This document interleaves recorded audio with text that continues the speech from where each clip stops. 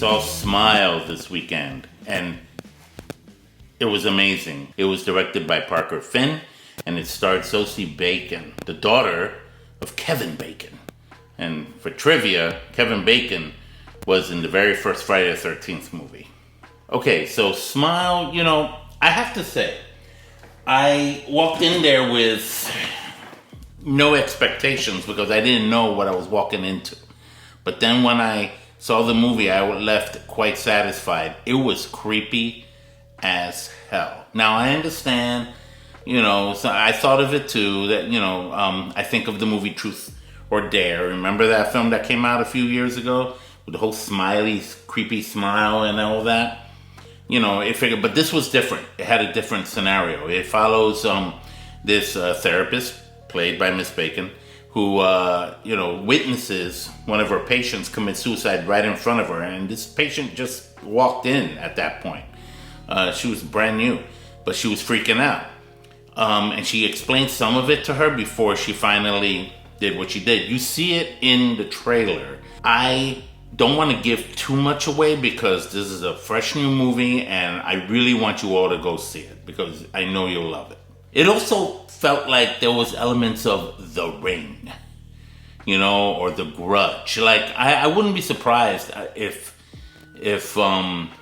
Parker Finn here actually got influenced by Japanese horror, because this is something that would have definitely been made in Japan. It would have been one of those Japanese horror movies, like The Grudge, like The Ring, like movies like that.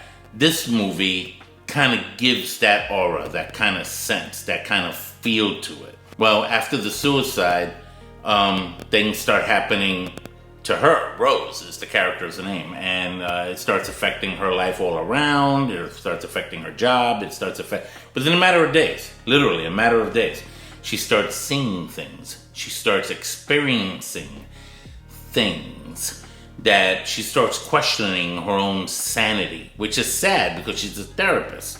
And she even consults another therapist to kind of unravel what this issue is. But as time goes on, she realizes that the true nature behind what's happening to her is actually real. It's a malevolent entity that passes on from person to person, but the malevolent entity feeds off of trauma. And that's what you see in the first scene of this movie, is something trauma related that happened to Rosie in her childhood. And then it jumps into the present day. So when you see that, it starts to make that connect until you see at the final end of the movie how that kind of wraps up. She thinks that, if I can just say this, at least, that she tries to face her own personal demons before facing the real demon behind the smile. And let me tell you, those smiles were creepy. Those smiles were like, I was like, yo, like the Joker. Let's put a smile on that face. It was that kind of creep, like the things that would happen, and Rose's ex-husband or boyfriend or whatever gets involved. She's engaged to another guy. The guy is from The Boys. He plays, I forgot the character's name, the one that runs a lot. He tries to help her. He's a police officer, and he's involved in the case. Then as she starts drifting slowly closer to the time of her potential demise, I'll just leave it like that, she feels like she's all alone in this, and she has to face this whole thing head on.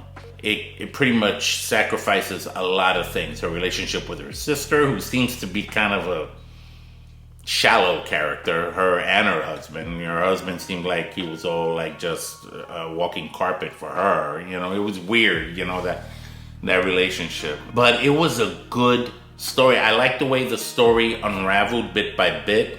I loved that the trailer showed you enough to scare the crap out of you, but did not really show you what was really going on. The movie showed you that. The story in the movie showed you that. And I enjoyed seeing that as it kind of, and especially during the third act, when you see this demon, this creature for what it really is, and it's like, holy God, this is the most You know, and to be honest with you, it was scary.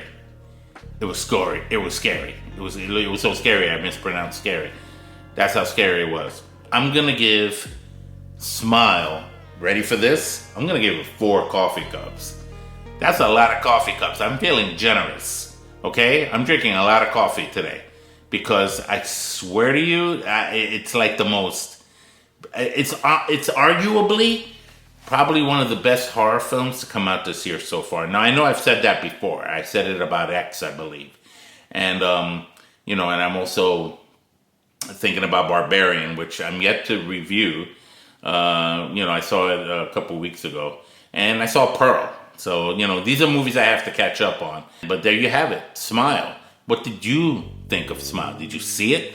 Talk to me, comment below, and share with me your thoughts. If you like this video, give me a thumbs up and consider subscribing to my channel. Please, let's get the algorithm moving. Let us resume our exploration of horror. We're going into October now. We got Halloween Ends in a couple weeks.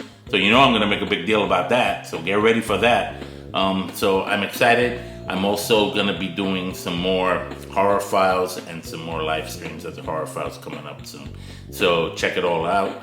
And again, enjoy, go see Smile. And I hope you walk out of there smiling. Not the way Smile makes you smile. You know, there's a lot of paranormal in this movie. It's like, there's definitely a paranormal element to it. And also psychological. It's like psychological thriller versus supernatural horror. It's kind of like a nice blend between the two. So if you like those two kinds of films, horror films, Smile is definitely a movie you would enjoy. So, and I did. So, Ralph Perez, Horror and Coffee. Till next time, take care.